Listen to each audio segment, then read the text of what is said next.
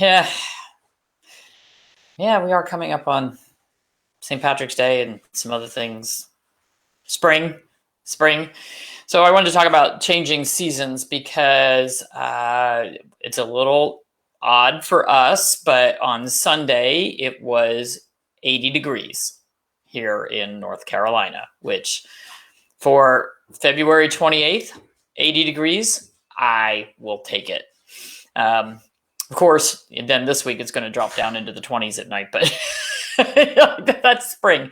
Spring is really difficult for pet owners, particularly large animal, the horses. Our miniature horses have hair that's like this long because they have some insulin resistance and they're ancient. I think they're 20 and 22, and this kind of weather is really hard on them because they haven't shed their winter coats yet, and it gets to 80 degrees. And so by Sunday afternoon, they were just soaking wet with sweat, just dripping and pretty miserable.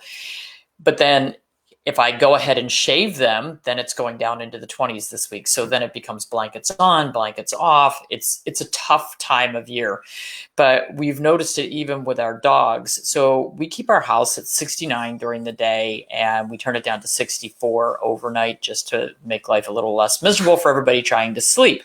However, Sunday night, even though we turned the heat down to 64, our thermostat was reading 70 degrees and it stayed there all night because overnight it only got down to 55 or 60. We had miserable dogs and therefore miserable people as well. Stuart just could not stand sleeping in the bed. He was so hot. He wanted to get down on the floor, but then after an hour, he would whine to get back in bed. And then after an hour, he'd whine to get back down. Shayna, I would have said she was in heart failure if I didn't know better because her resting respiratory rate was about 200 because she was just panting. She was so hot she couldn't stand herself. But our dogs are so used to sleeping in the bed that when we put them on the floor, they're like, no, we're not supposed to be here. I guess you and I could have gotten up and slept on the floor and left the dogs in the bed, and then they wouldn't have been so hot because there wouldn't have been as many bodies in the bed. But they were miserable.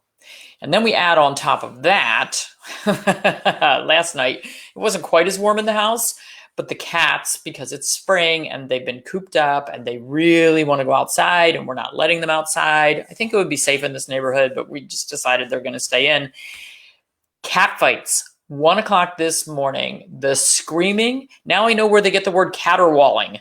There was caterwauling throughout our house. We got up this morning, there's tufts of hair all over the hallway.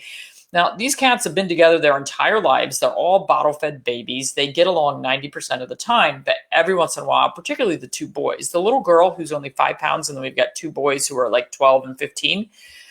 Little girl's in charge. She spits and slaps and they run. But the two boys, I don't know what their deal is, but last night, their frustration was showing. 1 o'clock in the morning, liver cheese stagnation. They wanted to kill each other, running back and forth up and down the hallway outside our bedrooms. Like, everybody got up this morning and said, well, did you hear the cat fight? Well, you couldn't miss the cat fight. They are crazy. So besides craziness we're going into the season of wood, that's that liver and gallbladder rules the wood element. So if you got some liver cheese stagnation, man, it's going to show up now. And I had, I guess, a little too much liver cheese stagnation, a little bit too much frustration, and it overrode my GI tract. So while the cats were fighting and the dogs were panting and getting up and down, and he was letting dogs in and out every hour, my GI tract said, I'm done. And it was a rough night Sunday night, which is why I was not on here Monday morning. So you need to start preparing as we move into spring. Now, I know some of you are still in frozen tundra, but apparently we're not. So I've had to move my spring schedule back by at least a month or 6 weeks, which means now if we've been feeding some warming proteins over the winter, warming foods, we need to move into those cooling foods. So for those of you who are fairly new, all that's in the information is in the books and on my blogs about warming versus cooling foods. But we need to start cooling these guys because we've been feeding chicken, especially to Shayna, and she can't tolerate it right now. We're going back to turkey.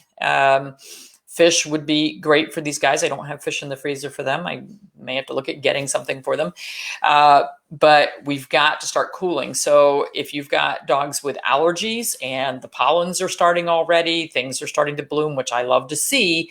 But for those with allergy pets, we need to start prepping ahead of time. So if you know that your pet is going to start with allergies in the next month or two, get on board on top of that ahead of time. Start your allergy, the WinPro allergy chews or the colostrum or the Great Windkeeper, whatever it is that you use to help damp down that allergy season, because it's about to start in full swing.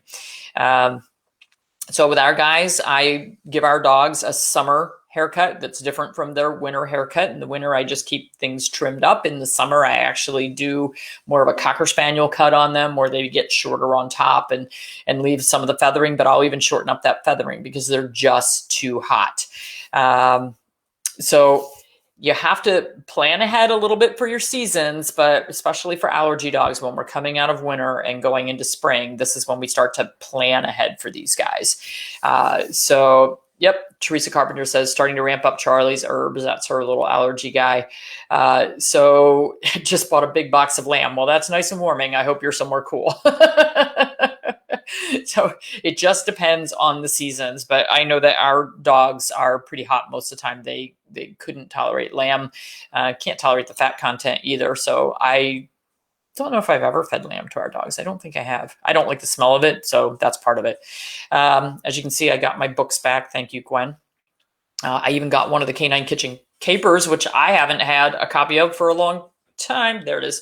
I haven't had a copy of that one for a long time. So, okay. Yep.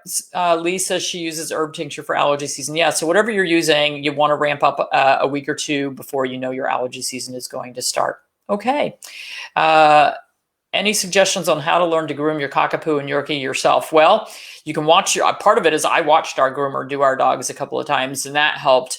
But there are tons of videos on YouTube and Facebook that I'm sure you can find. For my birthday a few years ago, because we had a dog die at the groomer, she went into heart failure. It wasn't the groomer's fault.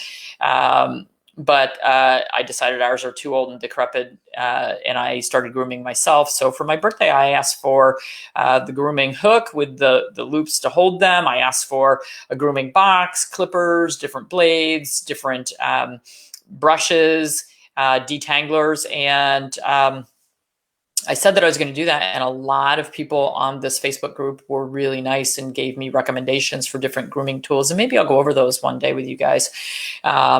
Be a good topic, but I started grooming them myself, and my back gets sore, especially when we had 7. I couldn't do all 7 in one day. I don't know how groomers do it. Groomers are amazing. But you can learn to do it yourself. They're not going to look as good as when your groomer does it, but you can do it, particularly if you have decrepit dogs that, like our guys, a lot of them, I have to do them laying down. And so I have to kind of roll them side to side, or Hugh has to hold them up because they just can't stand for it. So different for your puppies are 8 months old, haven't experienced spring. What do I do to prevent spring allergies? Well, hopefully they won't have any. I wouldn't do a whole lot at this point. Yeah, groomers are amazing. I give them so much credit because it is really hard work. My dogs scream at me when I do their nails. I don't know why. They just do. I don't think that I've never seen them scream at the groomer, but they scream at me. And believe me, I've been doing nails for a long time. I did a lot of nails at the clinic. It's mom versus a groomer. So, okay. Always make sure your dog is bathed and completely dry before grooming. That is true, and it is fur, and it does grow back. And with the horses, I taught Hugh early on, the only difference between a good haircut and a bad haircut is 2 weeks, because in 2 weeks it grows out and you can't see the clipper blade marks anymore, and they look fine. So you don't want to do, you're a house call groomer. Oh, bless you, bless you. You don't want to shave your horses like the day before a show. You want to do it a couple of weeks ahead of time. Okay, everybody have a wonderful day. Going to go out to the farm and see our brand new little chickies. They are so danged adorable.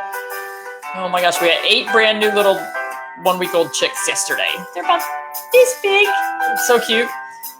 If you want to see them, go to our page, Fine and Dandy Acres on Facebook. Fine, ampersand, Dandy, Fine and Dandy Acres. That's our Facebook page for the farm, and you can see what's going on.